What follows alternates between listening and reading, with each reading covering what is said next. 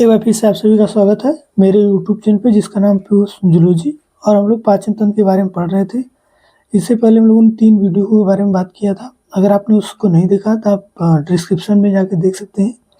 ये उसी सीरीज का अगला वीडियो है जिसमें हम लोग आज एसोसिएटेड ग्लैंड यानी कि सहायक ग्रंथि के बारे में बात करते हैं। इसके अंतर्गत लार ग्रंथि, अग्नाशय और यकृत आता है। तो आज हम लोग लार ग्रंथि और अग्नाशय के बारे में देखेंगे। तो चलिए शुरू करते हैं। तो अगर हम लार ग्रंथि की बात करें तो ये हमारे में 3 जोड़ी लार ग्रंथियां पाई जाती हैं, जिसमें एक होता है अधोजीवा सबलैंगुलर और दूसरा होता है अधोहनु सब मैक्सिलरी और तीसरा होता है पैराइटल यानी कड़ मूल। अधोजीवा जो है वो जीभ के नीचे स्थित होती है और वाहिनी के द्वारा निचले जबड़े और जीभ के बीच में खुलती है मुख गुहा के अंदर। अधोहनु यानी कि सब मैक्सिलरी की बात करें तो ये दोनों जबड़ों के समीप यानी जहाँ पे दोनों जबड़ा आके मिलता है उस रीजन के आसपास ये पाई जाती हैं। और इनमें एक नली जो निकलती है उसको वार्टन वाहिनी बोलते हैं। इस वार्टन वाहिनी के द्वारा ये कृंतक दांत के जस्ट पीछे आके खुलता है। कड़ मूल की बात करें तो कड़ माने कान होता है, मूल माने जड़ होता है। तो ये जो लार ग्रंथि है कान की जड़ के पास पाई जाती है और मुख गुहा में आके खुलती है। अब अगर हम लार ग्रंथि के बारे में कुछ और देखें तो ये हल्का सा अम्लीय होता है। इसका पीएच मान लगभग 6.8 होता है और एक मनुष्य में प्रतिदिन लगभग 1 से 1.5 लीटर लार जो है वो स्रावित होता है।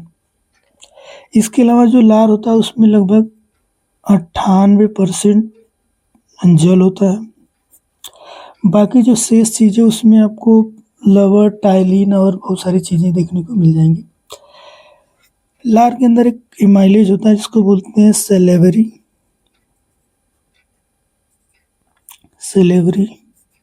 इमाइलेज। सेलेवरी इमाइलेज जो होता है ये शाकाहारी जानवर जैसे गाय, भैंस और मांसाहारी लोगों में नहीं देखने को मिलता है। अब लार ग्रंथि के कुछ और कार्य जैसे कि ये भोजन को नम व लसदार बनाता है जिससे निगलने में आसानी होती है। यह भोजन के जो निवाले होते हैं उसमें आप आसानी से मिल जाएंगे जिससे निगलना आसान हो जाता है। इसके अलावा लार के अंदर थायोसाइनाइड और लाइसोजाइम ये 2 चीज़ें पाई जाती हैं जो कि भोजन में उपस्थित जीवाणुओं को नष्ट करने का काम करती हैं। भोजन में उपस्थित जीवाणुओं को नष्ट करने का काम करती हैं।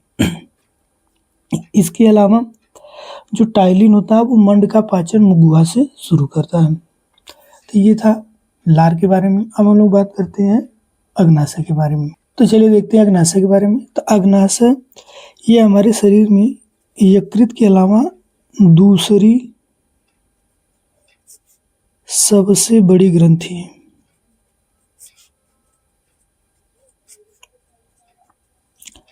पहली सबसे बड़ी ग्रंथि हमारा लीवर होता है, यकृत होता है। दूसरी सबसे बड़ी अग्नाशय है।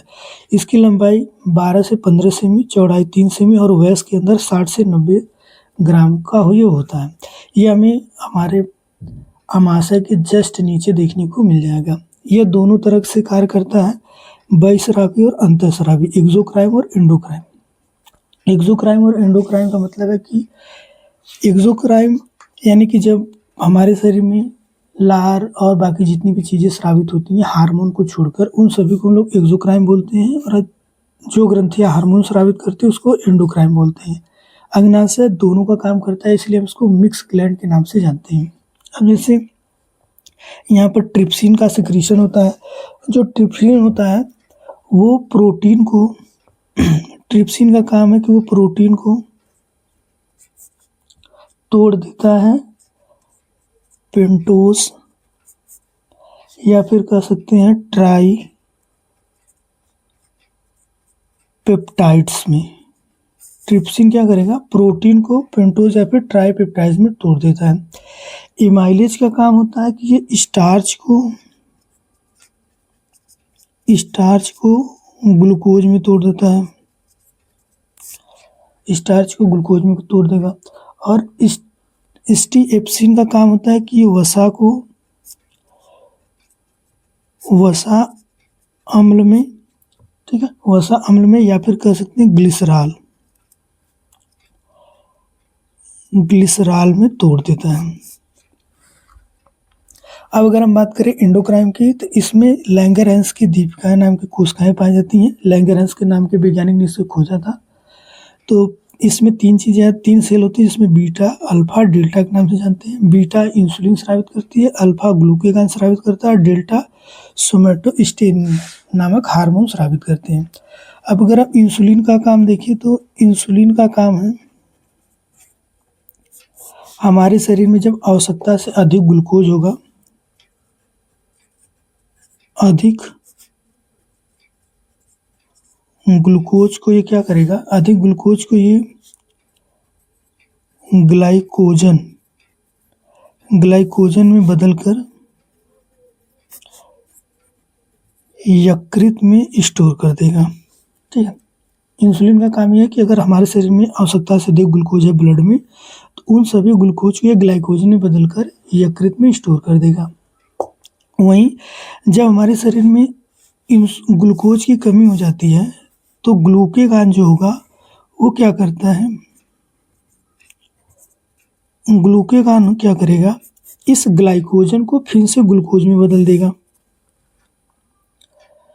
जब आपके शरीर में ग्लूकोज ज़्यादा होगा तो इंसुलिन उसे ग्लाइकोजन में बदलेगा, और जब आपके शरीर में ग्लूकोज कम होगा तो ग्लूकेगान उस ग्लाइकोजन को फिर से ग्लूकोज में बदलेगा। इस तरह से दोनों रेगुलेट करते हैं। अगर आपके शरीर में इंसुलिन का सिक्रीशन प्रभावित हो जाता है, तो डायबिटिक यानी कि जो शुगर के रोग होते हैं वो इसी की वजह से होते हैं। तो ये था आज का वीडियो, जिसमें हम लोगों ने लार ग्रंथि और अग्नाशय के बारे में बात किया। अब पाचन तंत्र का एक लास्ट और वीडियो जिसमें हम लोग यकृत के बारे में बात करेंगे। तो मिलते हैं नेक्स्ट वीडियो में। Thank you.